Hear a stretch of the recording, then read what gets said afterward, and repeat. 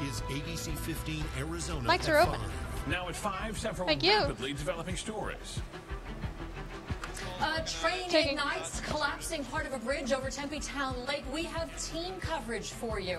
An arrest made this man accused of setting the Arizona Democratic headquarters on fire. All right, stand by for a push on 3. Extreme heat all across the valley, triggering a string of weather action days. And only on ABC 15, one-on-one with the state's superintendent answering your questions about going back to school. All right, holding. First at 5, our big story, that massive fire.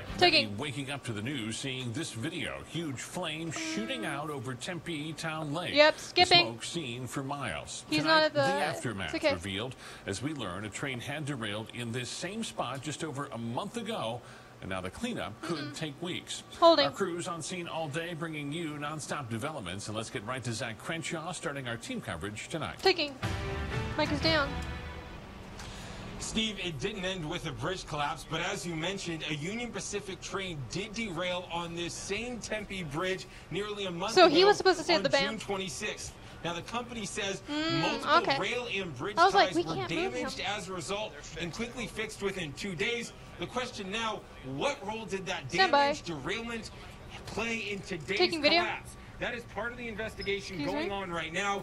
The other has to do with a chemical leak that is still leaking as we speak. It's coming from one of the 3 train cars that fell from the bridge. One of those damaged cars containing cyclohexanol, a flammable liquid that's also a health and environmental hazard. Now, it's mostly used in the production of nylon and paint remover. The Tempe fire chief saying today, fortunately, the 500 gallons of that chemical are not leaking into Tempe Town Lake. Instead, they're going to a dry runoff area. Tempe's police chief says the cleanup from the leak, the debris, and this bridge collapse will be a Herculean task. And it's unclear if it's ever going to be rebuilt.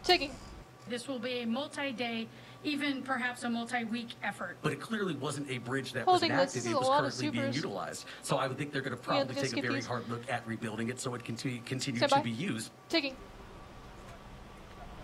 All right, now, right now, this Tempe is the police correct say shot. They have no reason to believe that criminal activity was involved in this derailment, but they are investigating that. I'm just really happy that I to help with that investigation. As you can imagine, there is going to be a ton of money spent on this, from overtime for all the city employees to the cleanup equipment to just the damage to the sidewalk and park area. I asked Mayor Woods if he's going to ask Union Pacific to pay for it. He said that's a conversation that's going to be had. Live tonight in Tempe, Zach Crenshaw, ABC 15, Arizona. Right now, authorities advising everybody just to avoid downtown Tempe entirely. The morning, though, taking the super down. Joey, the super when they experienced a morning like they'd never seen before. Our cameraman Paul getting some perspective from those who witnessed this. And taking. Mike's down. There we go. You know, Steve, it's tough to tell people to stay away Witnessing from the the train derailment, that's correct, all right. People stop along Mill Avenue Bridge or stop where we are. Just Joey, the super for 124 was bad. As we've watched over the last hour, we've seen heavy equipment brought in from crews. We've seen bulldozers. The super for 124 was bad. Mangled material out of that area. But again, this morning this area was filled with joggers, walkers. 119 packages coming up. Stand by. Right, enjoying Tempe Town Lake, but that was changed in an instant. Charred train cars and crumpled steel, a bridge that stood more than a century, partially destroyed. Heard a noise. It was continuous, like thunder noise for like 160 to 164 is dead. McIntyre watched it all unfold on their morning walk. We turned around to watch, and we could see the top of the trestle shaking. Next thing we saw, cars going off and kicking up in the air. This video shot moments later. Massive flames fought back by firefighters around the valley from land and on water. At least a half dozen cars carrying lumber smoldered along the tracks for hours. 3 cars ended up crashing to the ground below. One of the challenges that we're facing with the train fire on the bridge is that the bridge itself is on fire. Union Pacific owns the train and the bridge, telling us it was en route to Phoenix from Tucson at the time of the accident. They add the bridge is visually inspected monthly, with its last inspection taking place July 9th. The biggest thing is we're just trying to make sure that we do everything we can to assess no, it's a no anchor. I'm trying to teach Joey how to write no anchor in the shot column. Yes, so it's no anchor. When the steel gets hot, of course it gets soft 10 seconds. and can deform, but then when it cools down, Stand by for a live shot. Brittle. If it does, the long-standing bridge might be history. There's a very good likelihood the entire bridge will have to be replaced. Woo, you're hot. You're hot.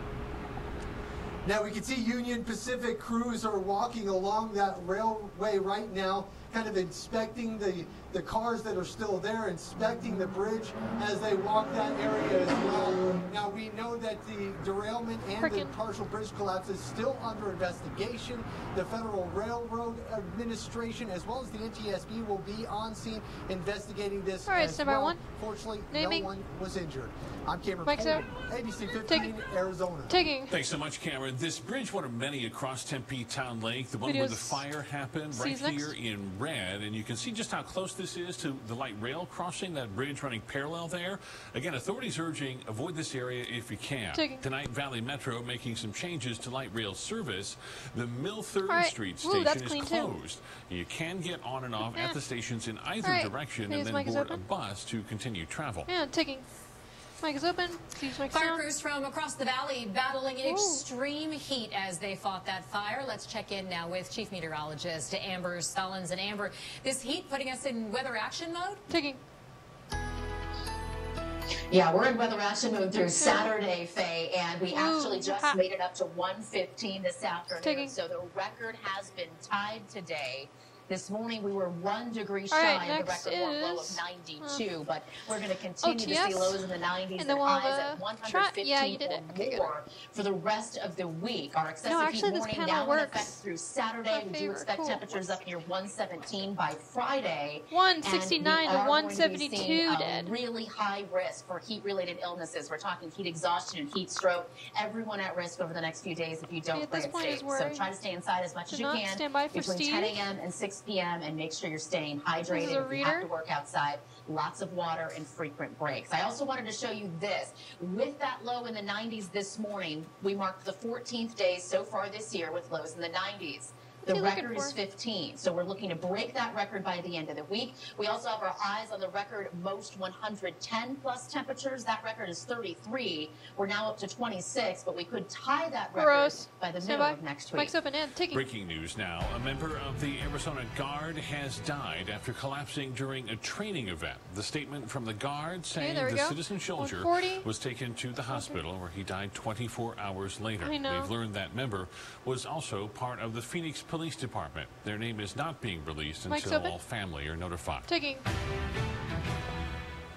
Amber, There's an update. This man in jail charged with arson. Police say he firebombed the Democratic Party headquarters here in Phoenix. That fire destroyed half of the election hub. And tonight we know the suspect is a former volunteer there. ABC 15's Nicole Valdez live at the party headquarters learning more about the suspected arsonist. Mic's down. Yeah, and thanks to this surveillance camera, investigators got a pretty good look at that suspected arsonist that drove right down this alley, and then they could actually see how that fire started. But once they ID'd Matthew Egler as their suspect, they learned a lot more. Now, he mentioned his ties to county Democratic leaders and that he had been banned from this building, but Egler also has a history of past arrests for things like fighting and disorderly conduct, and investigators say there might have been evidence Egler was escalating.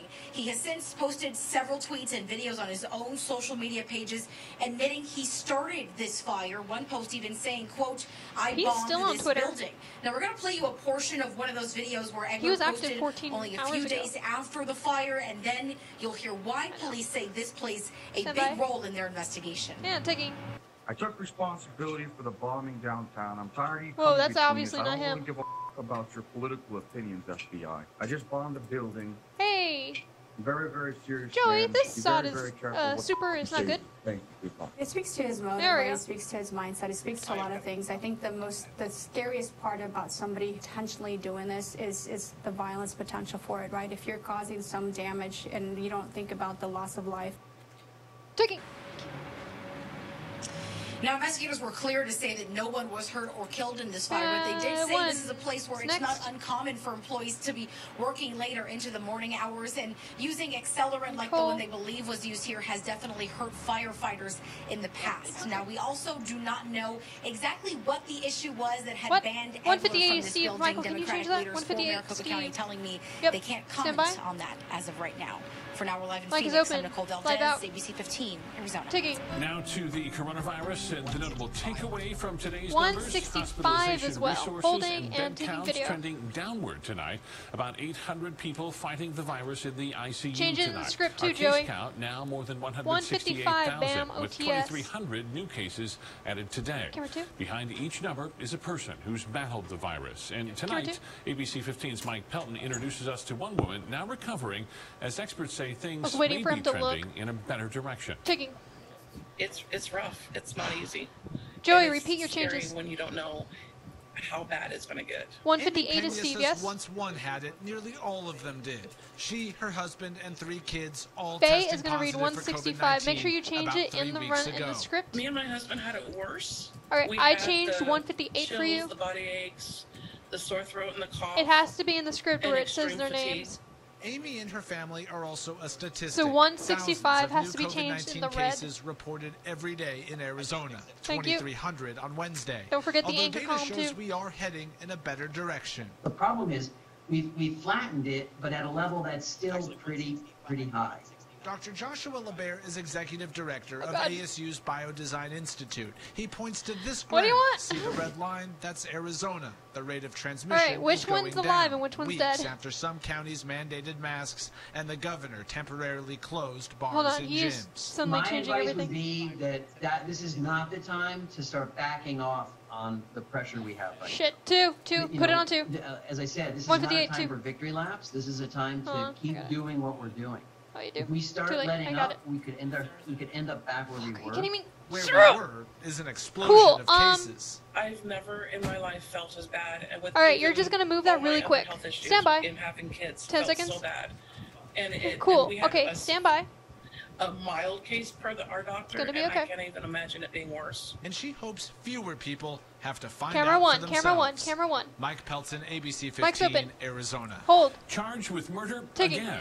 The ex-boyfriend of Kira Bergman back in jail tonight. Taking. All right, move camera 1. Dismissed the case against John Clark, citing the prosecutor's failure to disclose some of the evidence. Clark was first arrested in 2018 after Bergman's body was found in Buckeye, about a month after she'd been reported missing. All right, detectives never found DNA on her remains or a murder weapon, but say internet activity connected Clark to her death. He's now set to be in court August 11th. Taking your questions straight to the top. Only ABC 15 sitting down with the state superintendent to talk about safely going back to school. Plus, it's a high-tech germ zapper, an innovative new device to keep you safe the next time you fly. And a search for any sign of life. Sun Devil scientists we are out play in a big part 3, in the upcoming mission 2, to Mars. 1, and taking. Did I just do a 10 o'clock show? Get more with ABC 15 mornings on CW61.